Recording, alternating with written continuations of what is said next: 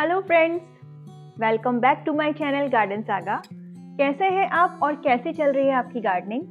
जाड़ों के दिन है तो अपने इंडिया में तो बहुत सारे फूलों का सीज़न है। बाहर नर्सरी में हम जाएंगे तो हमें बहुत सारे अलग अलग वैरायटी के फूल मिलते हैं, लेकिन यहाँ यूएसए में बाहर बहुत ठंडा है और बाहर कुछ नहीं ग्रो हो सकता। तो आज हम लोग फिर से बात कर रहे हैं एक बहुत ही खूबसूरत हाउस प्लांट की, इंडोर प्लांट की, जिसको आप अपने घर के अंदर लगा सकते हैं और अपने घर को उससे सजा सकते हैं। तो ये जो प्लांट आज मैं आपके सामने लेकर आई हूँ, ये है मरांटा।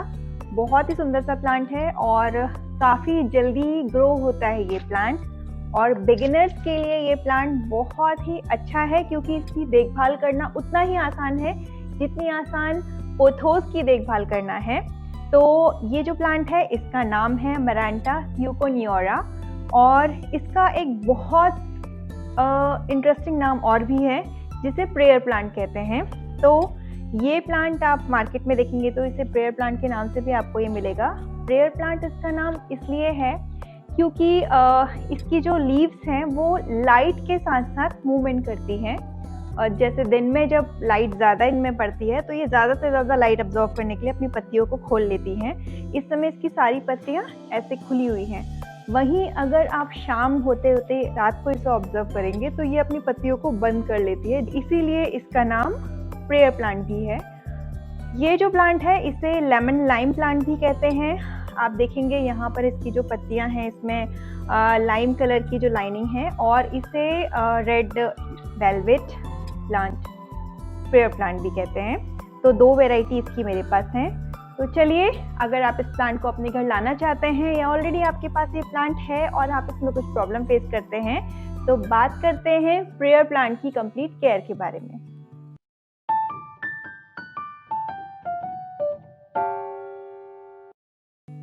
प्रेयर प्लांट की केयर के बारे में बात करें तो सबसे पहले हम इसकी लाइट रिक्वायरमेंट के बारे में बात करते हैं। तो मरांटा को इनडायरेक्ट सनलाइट चाहिए। ये प्रॉपर हाउस प्लांट है, अगर आप इसे धूप में रखेंगे तो ये प्लांट खराब हो जाएगा। आप इसे अपने घर में अंदर रखिए, और अगर बालकनी में रखना है तो शेड में रखिए।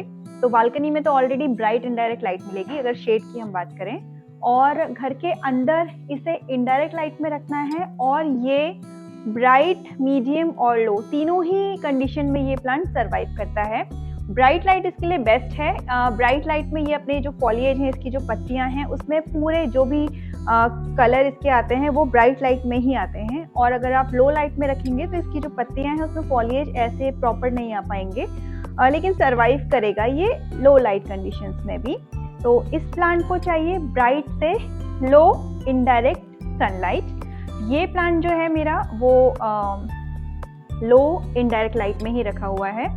एक्चुअली ये इस जगह पर है तो यहाँ पे डायरेक्ट सनलाइट नहीं आती, तो ये लो लाइट में रखा हुआ है। और मैं विंटर में मैं अपने घर में, क्योंकि बिल्कुल भी लाइट नहीं है, तो मैं ग्रो लाइट भी यूज़ करती हूँ।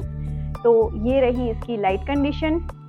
अगर हम पानी की रिक्वायरमेंट के बारे में बात करें तो इस प्लांट को मॉइस्ट सॉइल पसंद है। मॉइस्ट सॉइल, बहुत ज़्यादा गीली सॉगी सॉइल नहीं, मॉइस्ट सॉइल पसंद है। तो जब भी आप इसे पानी दें तो चेक करें इसकी टॉप इंचेस सॉइल अगर आपके हाथ में ना लगे। जैसे ये वाला है, ड्राई हो गया है अभी मेरा यहाँ पर इसकी मिट्टी, तो इसको पानी की ज़रूरत है। एक्चुअली इसको 1 हफ्ते से पानी की ज़रूरत है, और लास्ट 1 हफ्ते से मैं ट्राई कर रही हूँ कि इसका वीडियो बनाऊँ। तो मैंने इस प्लांट को तो वाटर दे दिया था, तो ये जो मिट्टी है ये अभी 2-3 दिन पहले ही पानी दिया है, तो गीली है। और मॉइस्ट ये वाली बिल्कुल सूखा हुआ है, तो इसे अभी पानी की ज़रूरत है। तो हमेशा जब भी आपको पानी डालना हो इसकी सॉइल ज़रूर चेक करें। अगर आपको टॉप इन सॉइल सूखी लगे तो इसमें पानी डाल दें, अदरवाइज़ इसकी जो पत्तियां हैं, इसके जो टिप हैं, वो आपको ऐसे सूखे सूखे से दिखाई दे जाएंगे। और अगर ओवर वाटरिंग आप इसमें करते हैं तो इसकी यही टिप पूरे ब्राउन पड़ जाएंगे और ये पत्तियाँ भी गलने लगेंगी। इसकी जो स्टेम है वो गल के ये पूरा प्लांट ही खराब हो जाएगा। तो ये प्लांट ओवर वाटरिंग तो बिल्कुल भी टॉलरेट नहीं कर पाता। इस प्लांट को ऑलरेडी पानी की रिक्वायरमेंट है, पूरी सूखी हुई है इसकी जो मिट्टी है इसकी सूखी हुई है। तो चलिए इसमें पानी डालते हैं, और आपके सामने ही मैं शो करती हूँ कि जब आप इस प्लांट को पानी दें तो किस तरह से दें। जब भी आप इसे पानी दें, इसकी जो मिट्टी है वो अच्छी तरह से भीग जाए और पत्तियों को धो लीजिए। उससे एक तो आपके प्लांट पत्तियां जो हैं वो रिफ्रेश हो जाएंगी। दूसरा, इसमें अगर बग्स की या फिर कुछ इंसेक्ट्स की दिक्कत है, माइनर अगर दिक्कत है, तो वो भी ठीक हो जाएगी। तो हमेशा इस तरह के जो ट्रॉपिकल प्लांट हैं उनको आप जब भी पानी दें उसको पूरी तरह से प्लांट को भी धो लीजिए। तो इस तरह से मैं इसकी जो प्लांट को पानी देती हूँ। और दूसरा, एक बात और आपने नोटिस की होगी कि इस प्लांट में पॉट में मैंने ऊपर से एक मॉस की लेयर लगाई है। तो इस प्लांट को ह्यूमिडिटी भी अच्छी चाहिए, इसे हाई ह्यूमिडिटी चाहिए। तो इस मॉस की लेयर से भी थोड़ा सा जो इसे ह्यूमिडिटी मेंटेन करने में इसे हेल्प मिलती है। तो मैं डेली इस प्लांट में ऊपर मिस्टिंग करती हूँ, जस्ट मिस्टिंग पत्तियों में और इस मॉस में मिस्टिंग करती हूँ, जिससे कि इसकी जो ह्यूमिडिटी की रिक्वायरमेंट है वो भी पूरी होती है। तो ह्यूमिडिटी की भी हमने बात कर ली। तो इस प्लांट को हाई ह्यूमिडिटी चाहिए। तो आप इसे कैसे मेंटेन कर सकते हैं? आप सिंपल पेबल ट्रे यूज़ कर सकते हैं। इस प्लांट के नीचे आप एक ट्रे रख दीजिए, उसमें पत्थर रखिए और पानी भर दीजिए। पानी का जो लेवल है वो पत्थरों से नीचे होना चाहिए और इस प्लांट को उसमें रख दीजिए। तो उससे भी इसकी ह्यूमिडिटी मेंटेन कर सकते हैं। और आप ह्यूमिडिफायर का यूज़ कर सकते हैं। आजकल छोटे बड़े बहुत से ह्यूमिडिफायर मार्केट में हैं। मेरे पास जो अवेलेबल है मैं वो भी आपको शो करूँगी। तो ये इसकी ह्यूमिडिटी मेंटेन करने के लिए है। तो इस तरह से इसमें हमने पानी दे दिया है। और जब आप पानी दें तो इस बात का ध्यान रखें कि पानी इस तरह से दें कि वो पूरा ड्रेनेज होल से नीचे पानी बह निकले। अगर पानी अटक रहा है उसमें तो प्लांट के खराब होने के चांसेस बहुत ज़्यादा हैं। तो हमेशा इसकी मिट्टी को चेक करिए, मिट्टी इसकी वेल ड्रेन सॉइल होनी चाहिए। अब अगर फर्टिलाइज़र की बात करें तो इस प्लांट को फर्टिलाइज़र की भी ज़रूरत है इसके ग्रोइंग सीजन में। तो समर प्रेयर प्लांट के लिए ग्रोइंग सीजन है, तो इसको समर में हर 2 महीने में एक बार इसे फर्टिलाइज़र चाहिए। तो आप इसमें अप्रैल से लेके अक्टूबर तक का 2 महीने में इसमें फर्टिलाइज़र डालिए और इसमें लिक्विड फर्टिलाइज़र यूज़ करिए, वो भी हाफ स्ट्रेंथ करके। तो इस तरह से आप इसकी जो फर्टिलाइज़र रिक्वायरमेंट है वो पूरा कर सकते हैं। विंटर में इसमें फर्टिलाइज़र बिल्कुल भी मत डालिए। विंटर में प्लांट डोरमेंसी में चले जाता है, उससे फर्टिलाइज़र की ज़रूरत नहीं होती। विंटर में बस ये सर्वाइव करते हैं, इसको पानी भी कम चाहिए और फर्टिलाइज़र तो बिल्कुल भी नहीं चाहिए। तो ये इसकी फर्टिलाइज़र की रिक्वायरमेंट हुई। जैसे कि मैंने आपसे पहले भी कहा था कि इसकी देखभाल करना बहुत आसान है और प्रोपेगेशन भी बहुत ही आसान है। जैसे हम मनी प्लांट को प्रोपेगेट करते हैं, तो ये भी तो अगर आप इस प्लांट को मल्टीप्लाई करना चाहते हैं तो बहुत आसान तरीका है। तो अगर प्रोपेगेट आपको इस प्लांट को करना है तो आप देखेंगे इसकी स्टेम में नोड्स होते हैं। नोड्स वो जगह हैं जहाँ से इसमें दूसरी पत्तियां या दूसरी ब्रांच निकली है। जैसे ये इसके नोड्स हैं, ये देखिए ये इसमें नोड्स हैं। तो जब आपको प्रोपेगेट करना है तो आपको इस नोड्स के नीचे कट करना है, क्योंकि इन्हीं नोड्स से आप देखेंगे ये रूट्स डेवलप करते हैं। यहाँ से देखिए जैसे छोटी सी रूट्स अभी दिख भी रही हैं, छोटी सी रूट डेवलप हो रही हैं। तो आपको जब भी इसे प्रोपेगेट करना है आपको रूट्स के जस्ट नीचे से इसमें कट करना है, यहाँ से इसे कट करना है और उसे आप मिट्टी में या पानी में कहीं भी आप इसे प्रोपेगेट कर सकते हैं। मेरा तो फेवरेट तरीका इसे पानी में ही प्रोपेगेट करने का है। तो चलिए मैं आपको करके दिखाती हूँ।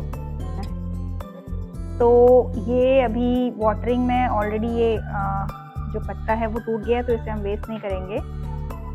तो इस कटिंग में मुझे एक नोड मिली है, तो इसी जगह से इसमें रूट्स डेवलप होंगी। जब आप कट करें तो इस तरह से कट करें कि उसमें 2-3 नोड मिल जाएं। जैसे मैंने पहले से ही कुछ कटिंग पानी में डाली थी, तो इन कटिंग्स को पानी में डाले ऑलरेडी 2 से 3 महीने हो गए हैं और इसमें ये देखिए रूट्स के साथ साथ नया जो कली है वो भी डेवलप हो गई है। तो कट इस तरह से करें कि इसमें 2-3 नोड्स मिल जाएं, हर नोड से ही इसमें रूट्स आ जाएंगी।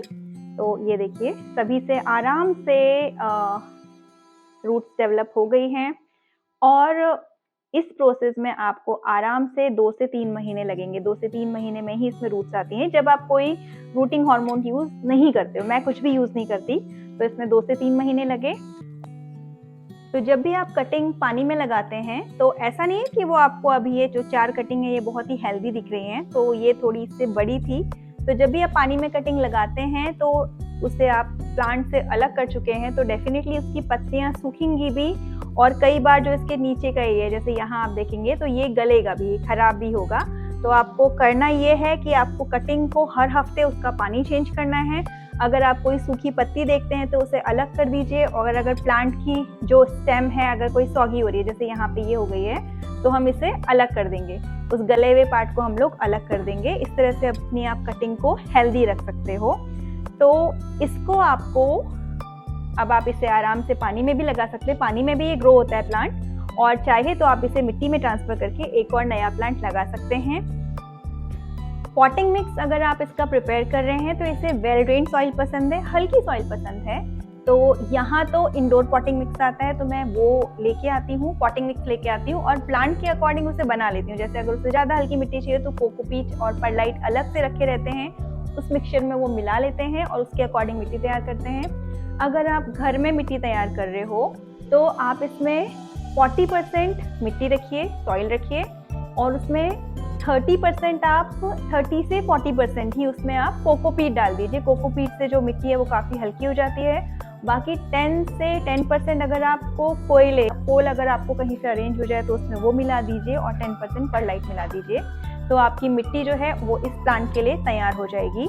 और जब आप इसे लगा भी दे प्लांट को तो पानी डाल के देखिए, और उसमें कहीं भी पॉट में पानी रुकना नहीं चाहिए, अदरवाइज जो वो उसकी रूट्स है उसे खराब कर देगा अगर पानी कहीं भी रुकता है पॉट में।